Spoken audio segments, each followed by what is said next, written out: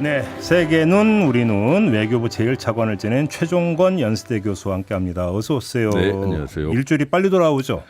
예, 특히 지난주는 저희가 중간고사 기간이어서 더 빨리 갔네요. 교수 나름대로 수업이 없어서 빨리 갔고. 채점 하셔야 되잖아.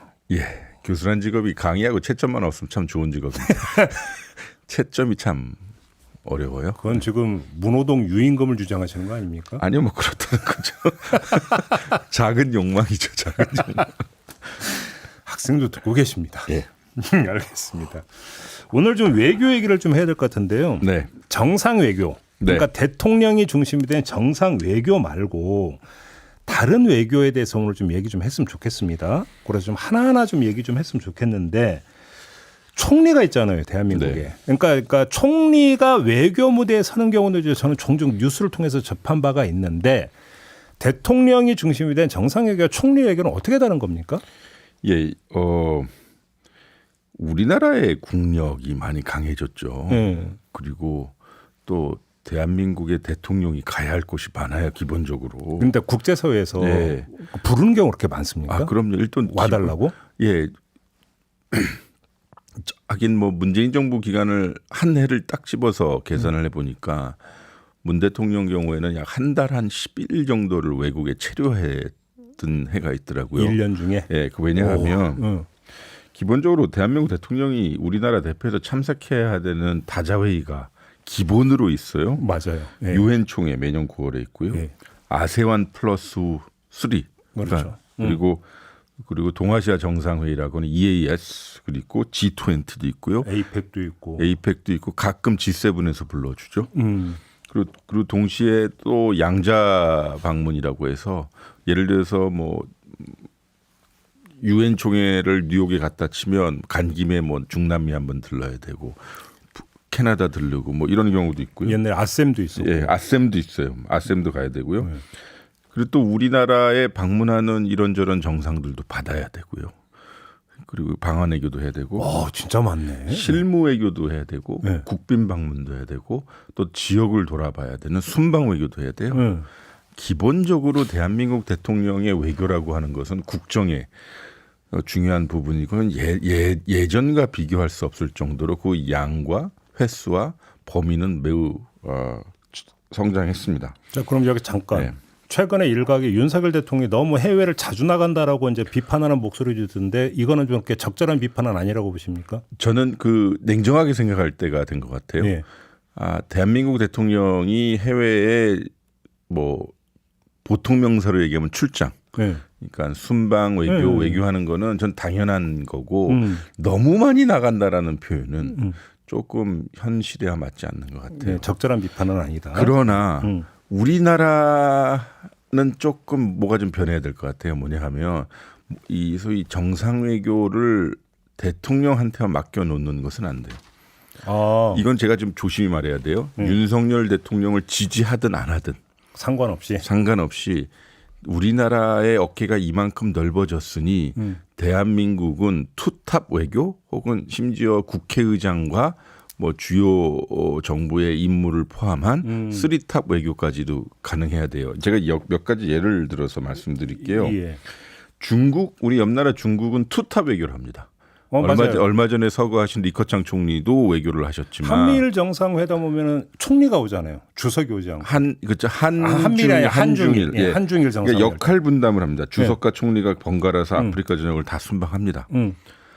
그리고 다자회의에 주석이 가는 회의, 총리가 가는 회의가 있어요. 맞아요. 똑같이 국가 정상으로 예우를 합니다. 투톱 외교네 말대로. 특히 중국 같은 경우는 아프리카와 중남미를 다 자기들의 외교에 중요하게 생각하기 때문에 우리 동북아, 미국, 유럽뿐만 아니라 중남미, 아프리카까지 다 아우르는 외교를 할 수 있는 건 투탑 외교가 역할 분담이 있기 때문입니다. 미국은요 대통령과 부통령이 나누어서 외교를 하죠. 물론 대통령 외교가 중요하지만 지금 현재 바이든 행정부의 카멜라 부통령 같은 경우는 중남미 외교를 전담해요. 아, 그래요? 네. 그러니까 상당히 이 역할 분담이 되고 있죠. 동시에 미국 대통령이 주요 지역에 집중할 수 있는 공간이 열리죠. 예. 독일은 대통령과 총리가 나눠서 하고요. 캐나다, 호주는 총독과 총리가 나눠서 해서 총독. 네, 우리 이웃 나라인 일본도요. 총리와 일왕이 외교를 나눠서 합니다. 특히 의전 같은 경우는 일본 국의 국왕이라고 할 수 있는 네. 천황이 하기도 하죠. 네. 그러니까 의전과 실제 현안을 분리하는 외교가 있습니다. 의전 외교와 현안 외교를 그쵸. 분리한다. 외교의 중요한 부분도 의전이기도 합니다. 예. 유럽의 주요 왕국들이라고 할 수 있는 영국, 덴마크, 노르웨이, 스웨덴은 국왕과 총리가 나눠서 하고요. 즉 국왕은 의전, 총리는 현안을 다룹니다. 프랑스는 헌법상 대통령이 외교에 집중합니다. 이원 집정부제. 예, 이원 집정부제니까요. 우리하고 가장 가까운 동남아 국가인 베트남 같은 경우에는요. 쓰리탑입니다. 어떻게? 총리, 국가 주석, 그리고 당석이. 당. 3인이 다 정상회교를 합니다. 오. 이거 왜 이렇게 말씀드리냐면요. 나쁘게 이야기하면 외교가 의전하다가 날새요. 뭐 정상 만찬하고 뭐 특별한 현안이 없음에도 불구하고 의장단 사열하고 이거 되게 중요한 부분이지만 설린 우호 관계를 유지하기 위해서 뭐 방문하는 경우도 있을 수 있죠. 그러나 상대국은 예. 투탑 외교를 해서 원탑 외교만 하는 우리나라의 대통령을 상대할 때 저들은 역할 분담을 해서 소위 체력을 세이빙할 수 있는 거고요. 현안에 더 집중할 수 있는 건데 대한민국 대통령은 의전과 실제 현안을 동시에 다뤄야 되고 전방위로 모든 나라를 다뤄야 한다면 아무래도 퍼포먼스는 좀 떨어질 수밖에 없죠. 그러면 이제 정리하자면 대한민국은 이제 국제적 위상이 올라갔고 그만큼 어떤 그 외교의 수요도 많아졌기 때문에 좀 대통령과 총리가 역할 분담을 해서 의전 외교는 좀 총리가 좀 커버 좀 해주고 대통령의 현안 중심으로 챙기는 정상 외교로 하면 좋지 않느냐 이런 말씀이시잖아요. 아니요. 거기에 덧붙여서 지역을 좀 나눠도 될 것 같아요. 지역을. 예. 대통령은 당연히 우리 주변 사강과 주요 현안이 있는 국가를 직접 상대하는 거 좋은 거고요. 예. 총리 같은 경우에는 좀 원거리나 그러니까 중남미, 아프리카와 같이 그러나 거기도 절대 덜 중요한 국가가 아니거든요. 우리의 시장이 있는 곳이고 자원이 있는 곳이고 우리 교민들이 있는 곳이어서요. 근데 제가 안 가봐서 모르겠지만 그 혹시 이런 반응은 없습니까? 아니 왜 우리나라는 총리 보내고 저 나라는 그럼 대통령이 가는데 왜 우리한테 그러면 그러니까 저기 소홀하게 대하는데 혹시 이런 반응은 안 나옵니까?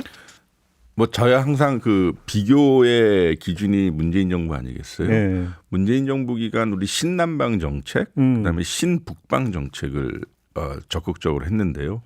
총리와 대통령의 역할 분담을 미리 정해놓고 우리 상대국에게 충분히 설명한 후에 대통령은 신북방 지역인 중앙아시아 5개국 중 3개국만 가셨어요. 그러니까 우즈벡, 카자흐, 그다음에 투르크메니스탄 이 3개국 갔고 나머지 당시 이낙연 총리가 2개 국가를 갔습니다. 네.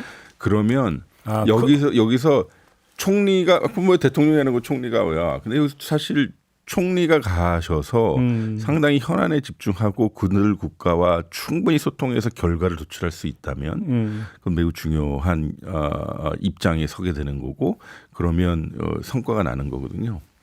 여기서 제가 말씀드리고 싶은 것은 우리가 이렇게 투탑 외교를 할 만큼 대한민국의 총리는 그냥 쉽게 얘기해서 바지사장이 아니라는 거예요. 오. 매우 중요한 입장이죠.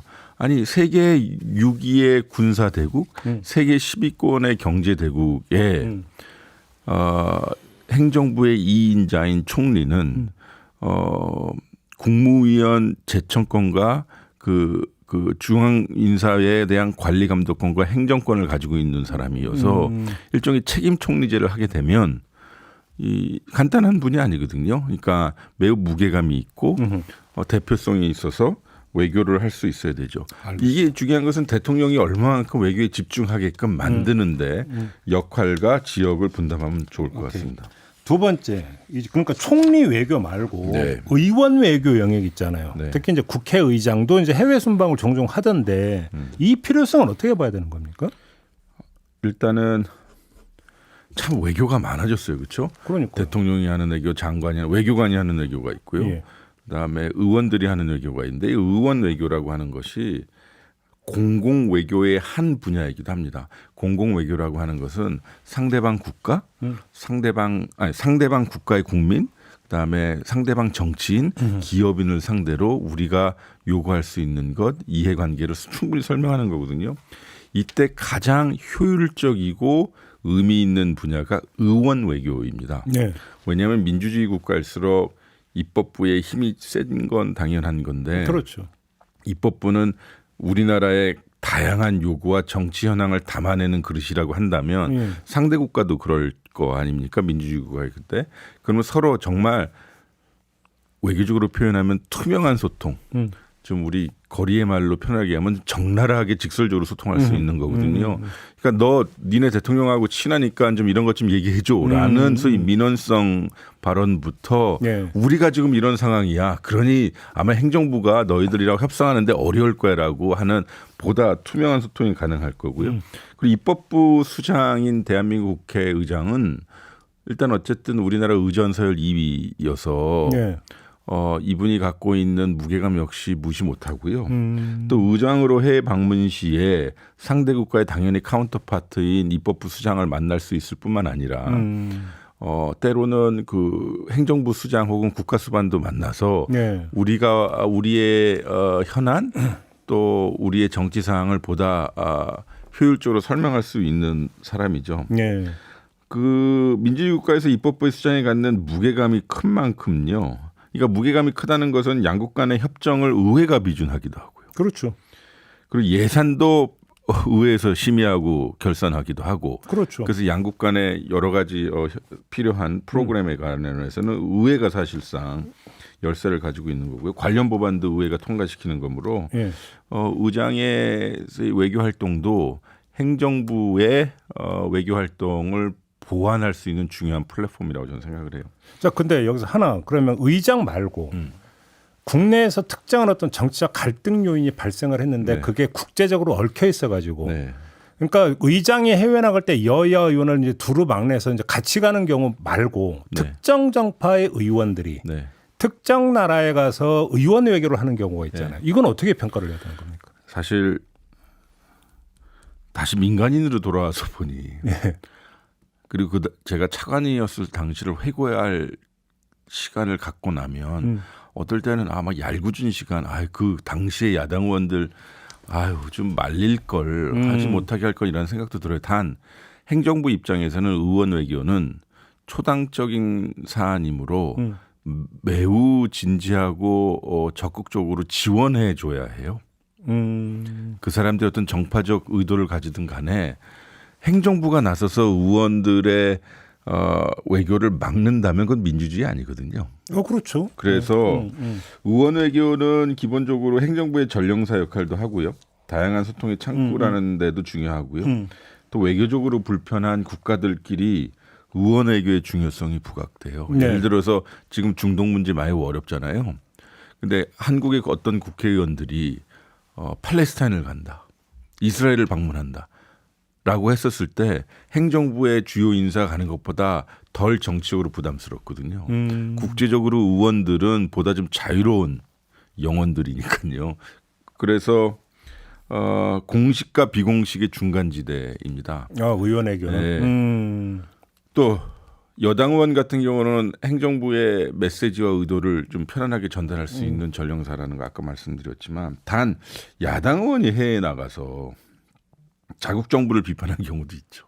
있을 수 있죠. 우리 이를테면 문재인 정부 기간에 지금의 여당인 당시 야당 의원들이 워싱턴, 도쿄 가가지고 우리의 외교 정책, 한반도 평화 프로세스 정책을 신랄하게 비난했고 했던 경우도 있어요.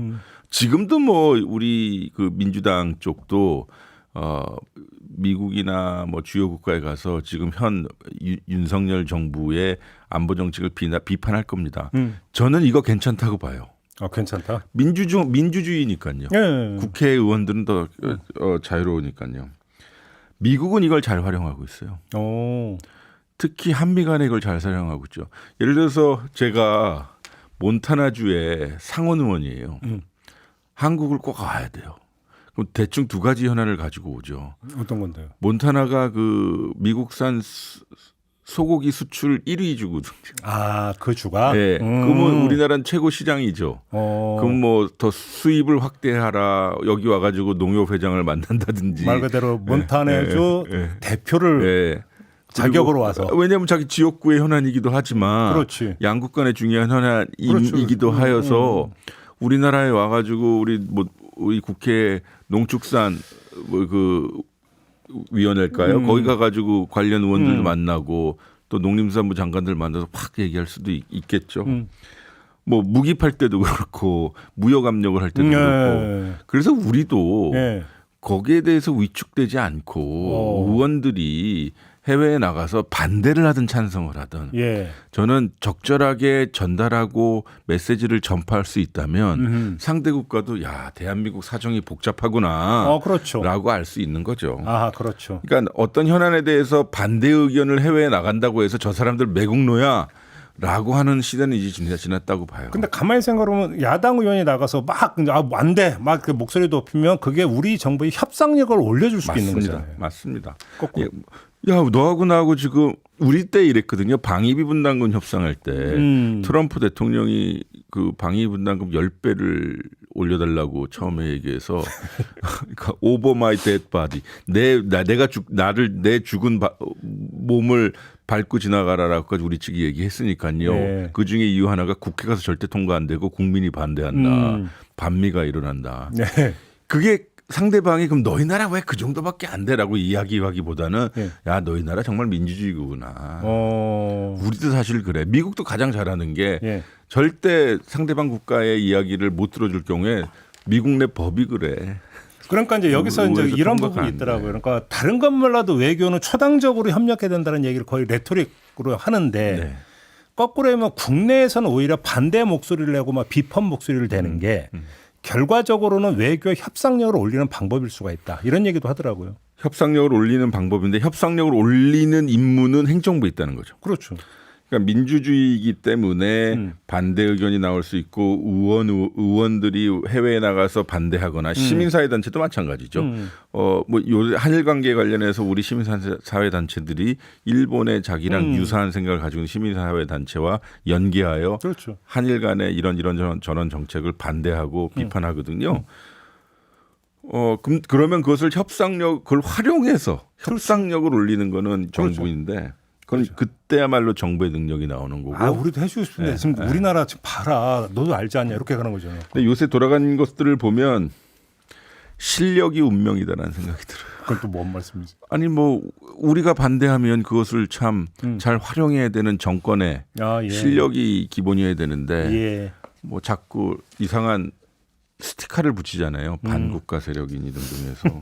알겠습니다. 그거는 좀 안 좋은 것 같아요. 그리고 지금 총리 외교와 의원 외교를 짚어봤는데 또 하나 짚어봅시다. 이른바 영부인 외교.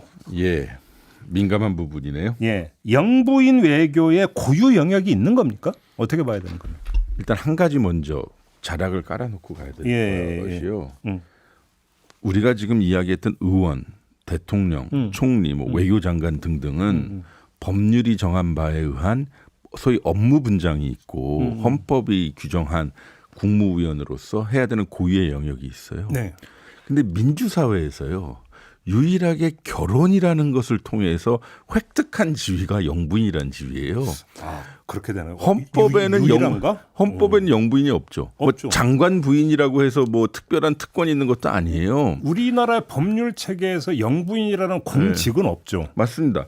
즉 민주사회에서 결혼을 통해 획득하는 유일한 지위가 영부인입니다. 그래서 사실 뭐 영어로 표현한다면 퍼스트 레이디인데 뭐 이들도 어떻게 헌법 체계에 있는 게 아니라 관습적으로 내려오는 소위 대통령 혹은 행정부 수반의 이 뭐라고 그래야 될까요? 결혼한 동반자로서 가져야 되는 이런저런 의무가 있는데요.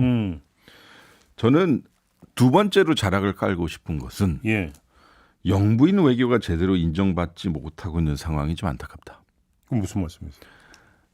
사실 저는 학자로서 정부에 들어가서 일반인들이 볼 수 없는 것들을 많이 봤잖아요. 그중에 하나가 다자 외교장이나 양자 외교장에서 이 대통령 간의 외교도 보았지만 영부인들이 어떻게 서로 교류하고 교우하는 걸 봤거든요. 예를 하나 들어보자면 아세안 정상회담을 우리가 자주 해요. 예. 또 아세안들은 또 자기 나름대로 하고요. 그러면 아세안 정상회담을 하면 소위 부인 프로그램, 이 동반자 프로그램들이 잘 되는데 그들 간에 뭐라 그럴까요? 친밀도가 상당히 높아요. 영부인들 간에 영부인들 간에 혹은 동반자라고 하는 게 나을 것 같아요. 왜냐하면 어떤 분은 여성이 총리고 그러니까 그러니까 그럴 경우에 이제 서로 간에 친밀도가 높아서 이 대통령들끼리 할 수 없는 이야기들을 서로 전달해 주기도 하고요.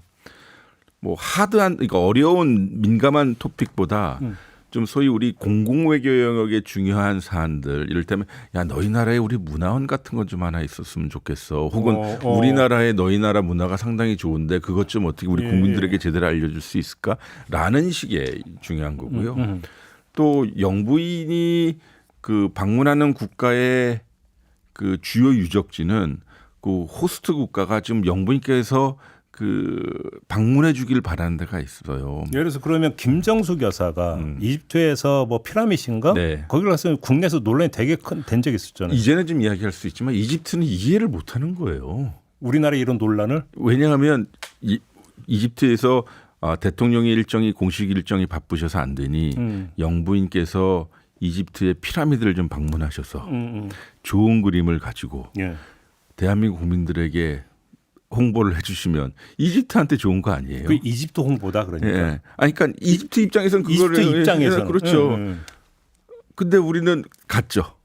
비공개로 하고 뭐 내부에 좀 토론도 있었긴 했지만 국내적인 이런저런 사정 때문에 놀러 갔다. 예, 임기 말에 놀러 갔다고 예. 그렇게 보도 예. 많이 나오죠. 근데 그거는 상대 국가에 대한 예의가 아니죠. 어허. 제가 이걸 말씀드리는 것은 내조만 하라는 식으로 비판하는 경우가 많습니다. 예. 아까 다시 말씀드렸지만 지금 정부를 비판했든 비판하지 않든 간에요. 이제 대통령의 혹은 대한민국 외교의 영역이 넓어졌기 때문에 영부인 보러 내조만 하라. 즉 방문해가지고 해외 순방에서 호텔방에만 있으라고 하는 것은 저는 합당한 요구는 아니라고 생각합니다. 그럴 거면 굳이 동행할 이유가 뭐가 있겠어요? 그러니까 말입니다. 물론 대통령을 부인으로서 혹은 동반인으로서 좀 지원해주는 영역도 있지만 대한민국의 퍼스트 레이디로서 방문국이나 외교 현장에서 해야 할 임무는 있습니다. 이를테면 분위기를 부드럽게 한다거나 네. 아니면 두 번째는 말씀드린 문화 분야의 이야기를 한다거나 예. 아니면 인도주의적인 사안에 대해서 관심을 표명하거나 네. 혹은 그 나라 국가가 원하는 소위 관광 명승지나 문화 유적지에 방문해줘서 우리의 호의를 보여준다는 하는 등의 상당히 할 수 있는 부분이 많고요. 재밌는 몇 가지 에피소드라고 할까요? 예. 메르켈 총리는 매우 오랜 기간 소위 집권을 했잖아요. 예. 남편분이 그럼 퍼스트 젠틀맨이 되는 건데 그렇죠. 그분이 되게 진지한 교수님이세요. 예. 저 같은 교수는 아니고요. 되게 진지한 교수예요. 그러면 네. 우리 교수님은 저야 뭐 명랑한 교수님으로 뭐 그냥 네. 덤덤한 사람인데 근데 이분이 기후 변화에 관심이 많으셨던 거죠. 남편 되는 교수님이 예. 그래서 G20 행사 뭐 여러 가지 다자 행사를 독일에서 호스트를 할 때는 예. 그래서 부인 프로그램에 이 메르켈 총리의 남편분이 이제 주관을 하게 되는데 보통 이럴 때는 아까 말씀드렸듯이 소프트한 프로그램을 많이 가죠. 문화유적이나 뭐 이런 것들이요. 근데 기후 변화에 관해서 강의를 하니까 당시 영부인들 혹은 총리 부인들이 매우 어렵거나 힘들어했다는 거죠. 우리 편이 뜨악해. 왜? 왜냐하면 그들은 어쨌든 영부인하기도 힘들거든요. 친교의 시간을 갖고 서로 동병상련의 측은지심을 나누고 보통 일이 사실 아니거든요. 그렇죠. 모든 게 노출되어 있으니까요. 예. 멜라니아 여사 같은 경우 트럼프 트럼프 부인 같은 경우는 트럼프 대통령이 당선된 날 울었다는 거 아니에요. 왜요? 당신 대통령 안 된다며 대통령 됐잖아라고요. 하기 싫어했다? 예.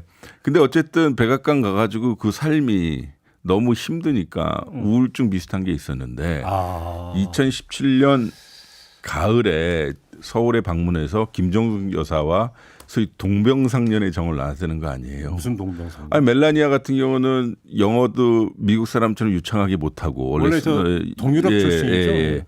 그리고 이런저런 구설수가 있었고 모델 출신이라 해서 소위 워싱턴 주류로부터는 매우 좀 약간 이제 낮춰보는 무시도 당했는데 이제 당시도 우리가 이런저런 비난을 직면을 했으니까 그 서로 뭐 이런저런 얘기를 많이 나눴다는 거죠.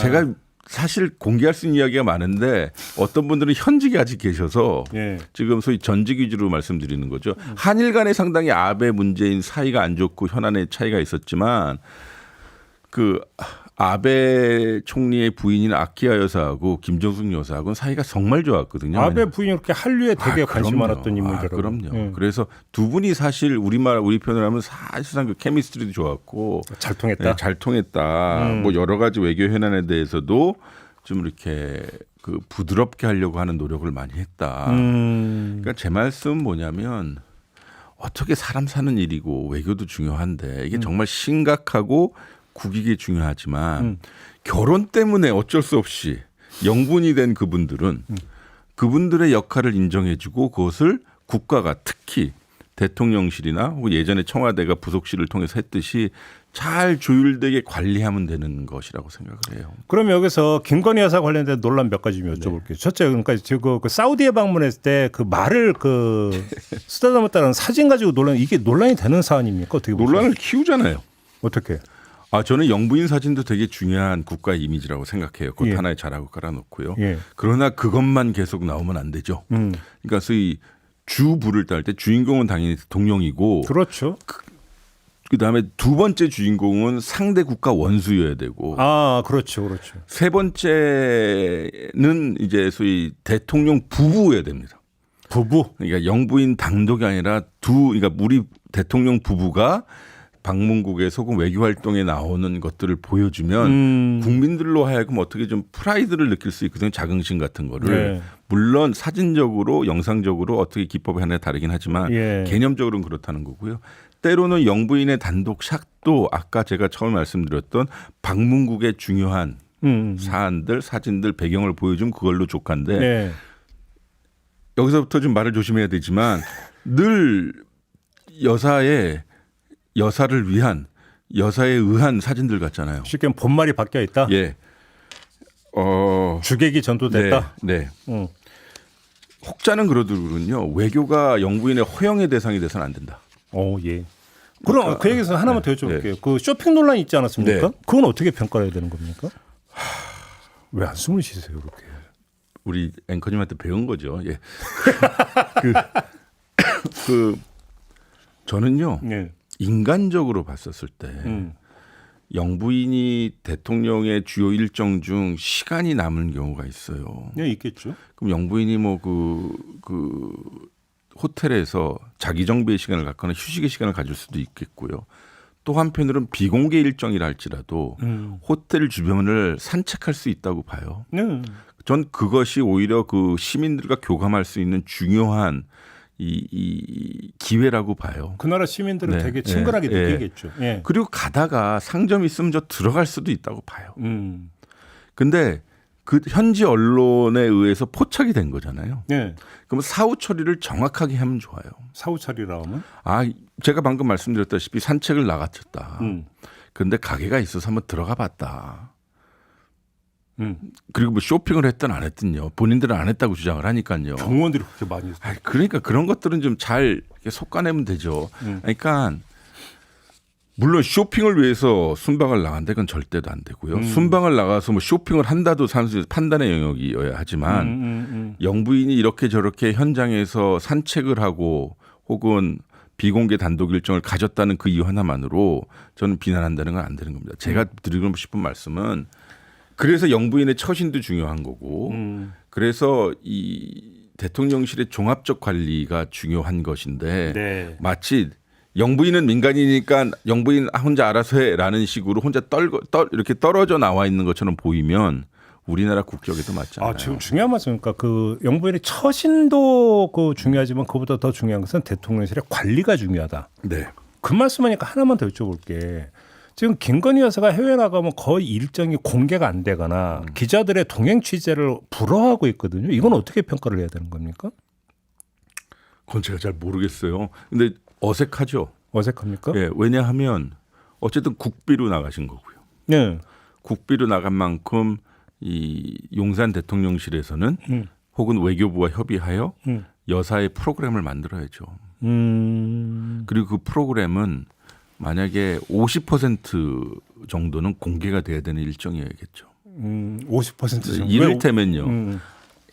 저도 그냥 산술적으로 말씀드리는 건데 대부분이 공개가 돼야 되겠죠. 그러니까. 예, 제가 드리는 말씀의 요점은 이대로 가면 예. 대한민국의 외교적 수요는 높아지고 대통령의 해외 순방은 많아질 텐데 나갈 때마다 모든 초점이 여사한테 가는 것은 이 정부한테도 안 좋고 대한민국 외교 전통에도 안 좋기 때문에 네. 국가의 체계적 관리 예. 뭐 이런 것들이 필요하다는 거죠. 그리고 아주 단순하고 단순한 질문인데요. 대통령이 해외 순방할 때 부부 동행이 원칙입니까 원래는? 반드시 그렇지는 않습니다. 아닙니까? 예, 예. 알겠습니다. 지금 그래서 대통령의 정상 외교를 뺀 나머지 네. 어떤 외교 영역에 대해서 한번 쭉 점검을 해봤는데 그럼에도 가장 중요한 것은 대통령의 맞습니다. 정상 외교 아니겠습니까? 대통령의 정상 외교는 모름지기 이래야 된다라면 어떤 말씀을 주시겠습니까? 진심인 것 같아요. 진심? 예. 그러려면 정성을 기울여야 되고요. 네. 이게 알아요. 저도 뭐 교수로 돌아와서 강의를 하지만 제가 느껴요. 학생들이 저 최정권 교수 오늘 준비를 잘해 왔네. 아 알죠. 알죠. 못해 왔네. 아, 이거 알죠. 간밤에 또 술 약주 드시고 대충 하는구나. 뭐 이런 거 따와. 정상회담장에서도 알아요. 알아요 그걸? 상대방이 준비를 하는지 안 하는지. 그걸 알아요? 선수들이잖아요. 다들 프로들이잖아요. 그냥 주어진 텍스트를 보고 읽으면 되는 걸로 생각하면 안 돼요. 두 번째 또 너무 과도하게 옆에 배석했는 장관들한테 발언권을 넘겨서도 안 돼요. 상대 국가는 장관의 발언보다 대통령의 발언을 더 원해요. 근데 대통령의 발언이 텍스트를 읽게 보면 아무래도 공무원들이 발언을 해준 것이니 장관의 발언하고 똑같을 수 있잖아요. 그렇죠. 딱딱하고 그렇죠. 재미없고. 네. 네. 또 그걸 통역을 통해서 나가면 네, 현장감도 없고요. 네. 그래서 정말 준비 철저히 해야 돼요. 자기 말 한마디 한마디가 국익을 좌우한다는 느낌이 의식이 있어야 되고요. 상대방도 그렇다는 거예요. 오바마 대통령이 그랬다는 거예요. 자기가 상원의원 되니까 주 상원의원 됐어요. 일리노이 주 상원. 주 국회에 갔더니 저런 사람도 상원을 해? 그랬다는 거예요. 그리고 미국 연방상원의원을 됐더니 저런 사람도 연방상원의원을 해? 이랬다는 거예요. 아니 너무 준비들 안 하고 그냥 오니까요. 대통령이 되고 나서 정상회담장을 갔더니 저런 사람도 대통령을 해? 너무 회담장에서 저도 목도했지만 설렁설렁하는 사람들이 많다. 그 이제 지각되는 푸틴 뭐 이런 사람. 그건 제가 말씀드릴 수 없고요. 그러니까 제가 말씀드리는 것은 정말 준비한 대통령은 상대방을 압도하거나 네. 설득할 수 있는 능력이 생긴다. 그래서 저는 말씀드리고 싶은 게 제가 외교에 관련 있는 사람이어서가 아니라 이제 어쩔 수 없이 우리나라는 대통령, 총리, 국회의장, 국회의원들이 외교를 해야만 하고 그것이 자신들의 소위 성과와 의정활동, 국정활동의 중요한 부분이 되었다는 거죠. 저는 워낙 본보다는 말에 관심이 많은 놈이라 네. 호기심처럼 두 개만 짧게 여쭤보고 마무리할게요. 네. 우리나라의 대통령이 다른 나라에 가서 예를 들어서 우리나라의 말로 연설을 안 하고 영어나 이런 걸 연설하면 좋아합니까? 그 나라에서? 영어를 잘해야겠죠.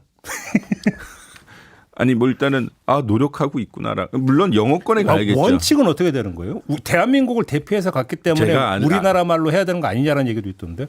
최소한 제가 알고 있는 한 대한민국 대통령과 문체부 장관은 우리말로 하는 것이 원칙이래요. 그래요? 네, 네. 그러면 유엔 가서도 마찬가지고 네. 다른 나라 가서도? 네, 다만 미국 가서 대한민국 대통령으로서 영어로 연설한 분들이 있어요. 네. 김대중 대통령, 노태우 대통령, 박근혜 대통령도 하셨나 모르겠는데 아마 박근혜 대통령도 하셨고 이번에 윤석열 대통령도 하셨죠. 저는 뭐 그게 이제 효용성의 차원, 아까 말씀드렸다시피 상대국 국민들에게 다가가고자 하는 공공의 차원에서 나쁘지 않아요. 다만 영어를 하는 건 좋은데 잘해야 합니다. 아무튼 근데 대통령과 문체부 장관은 우리나라 말로 오는 제가 원칙이다. 알고 있기는 그렇습니다. 네. 하나 더. 혹시 통역 사고 난 적 없습니까? 하다가? 이런 건 있죠. 우리나라 대통령이나 혹은 장관이 길게 말을 했는데 통역은 그렇다. 되게 짧을 때, 그렇지. 통역은 매우 짧을 때 그럴 때가 있죠. 그래요? 예. 다이제스트로 예. 요약본으로 그리고 어떤 데는 안 들리는 경우도 있어요. 통역사가. 네. 그럴 때 어떻게 그러면? 그럴 때 말씀드려야죠. 다시 한 번만. 네, 그렇게. 통역 관련된 이야기 많은데요. 그러니까. 통역하셨던 분도 현직에 계신 분들도 있고 그래서 제가 얼핏 기억하니까 YS 정부 때 통역사고 한 번 있었다는 뭐 그런 얘기를 내가 얼핏 아이고, 본것 같아요. 통역은 늘 사고가 난다는 거 아나요? 지금도? 예, 예. 알겠습니다. 궁금했어요. 네. 그래서 한번 여쭤봤고 오늘 이렇게 마무리하도록 하겠습니다. 최종권 연세대 교수와 함께했고요. 저도 함께 물러가겠습니다. 고맙습니다. 고맙습니다.